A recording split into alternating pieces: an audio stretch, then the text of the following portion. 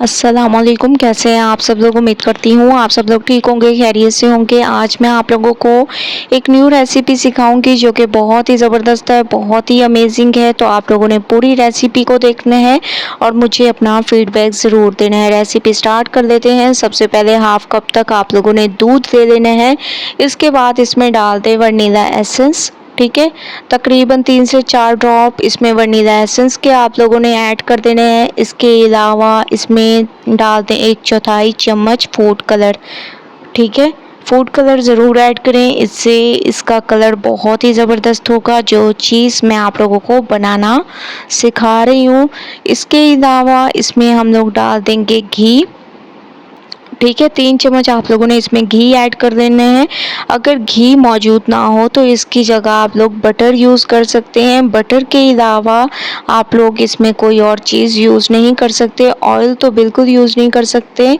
जो ये रेसिपी है ये घी या बटर से तैयार होती है। ठीक है, अब हम इसको मिक्स करेंगे। इसके साथ साथ इसमें सफ़ेद तिल, नारियल पाउडर, थोड़े से ड्राई फ्रूट जिसको मैंने पीस लिया था, बादाम, पिस्ते, काजू, ये तमाम चीज़ें आप लोगों ने इसमें अच्छे तरीके से मिक्स कर देनी है। मिक्सिंग ज़बरदस्त किया करें, जैसे कि मैं आप लोगों को हमेशा से कहती हूँ कि मिक्सिंग बहुत अच्छी किया करें। ठीक है, मैंने इसकी मिक्सिंग कर दी। अब हम इसमें डाल देंगे पिसी हुई चीनी। ठीक है, आप लोगों ने इसमें पिसी हुई चीनी डाल देनी है। 2 चम्मच, 2 से 3 चम्मच मैंने पहले ऐड कर दी। अब इसको पहले मिक्स कर देंगे, उसके बाद मज़ीद चीनी इसमें ऐड करेंगे। आप लोग चाहें तो चीनी को ऐसे भी यूज़ कर सकते हैं, लेकिन पीस कर यूज़ करने का मकसद ये है कि ये जल्दी इसमें मिक्स हो जाएगी, वरना हमें ज़्यादा मेहनत करने की ज़रूरत पड़ेगी। तो तकरीबन हाफ़ कप तक मैंने इसमें चीनी यूज़ की है और आप लोग देख रहे होंगे हाफ़ कप बच गई है। अब हम इसमें डाल देंगे 1 कप मैदा। ठीक है, जिसको 2 से 3 दफ़ा छान लिया था मैंने। ठीक है, ये रेसिपी आप लोग घर के आटे से भी बना सकते हैं। इसको आप लोगों ने बहुत अच्छी तरह से मिक्स करना है, बहुत ही अमेजिंग तरीके से इसकी मिक्सिंग होनी चाहिए। अब हम हाथ की मदद से इसकी डो तैयार कर देंगे। ठीक है, डो आप लोगों ने इसकी तैयार कर लेनी है अच्छे तरीके से। मैं इसकी डो को तैयार करूँगी ज़बरदस्त तरीके से। थोड़ा सा मज़ीद मैदा इसमें ऐड करेंगे हाफ़ कप तक, ताकि हमारी एक सख्त सी डो तैयार हो।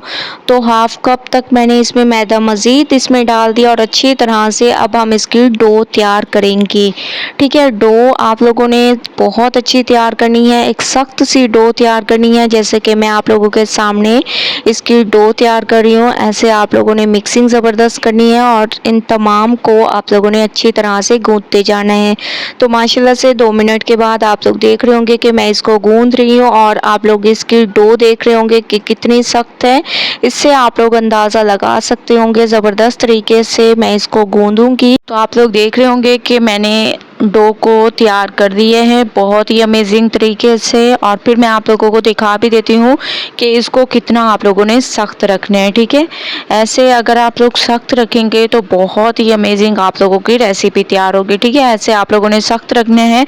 10 मिनट के लिए मैं इसको बाउल में रख देती हूँ, उसके बाद चलेंगे नेक्स्ट स्टेप की तरफ। 10 मिनट हो चुके हैं माशाल्लाह से। अब हम इसके जो हैं ऐसे स्नैक्स तैयार कर देंगे। ठीक है, टी टाइम स्नैक्स हैं, बहुत ही अमेजिंग रेसिपी है। ऐसे आप लोगों ने जो भी आप लोगों को शेप पसंद हो उसके मुताबिक आप लोग इसकी शेप को तैयार कर सकते हैं। ठीक है, तो मैं इसकी शेप को ऐसे तैयार कर रही हूँ, तमाम को मैं तैयार कर लूँगी, फिर आप लोगों को लेके चलूँगी नेक्स्ट स्टेप की तरफ। थोड़ा थोड़ा आप लोगों ने इसको लेते जाना है और ऐसे स्नैक्स तैयार करते जाने हैं। ठीक है, बहुत ही आसानी से तैयार होंगे, इसमें आप लोगों को कोई भी मुश्किल नहीं होगी। बस आप लोगों ने इसको ऐसे तैयार करने हैं।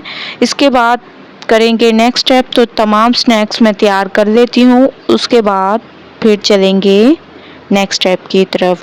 तमाम स्नैक्स मैंने तैयार कर लिए हैं। अब हम इसको करेंगे फ्राई करने के लिए ऑयल हमारा गर्म हो चुका है।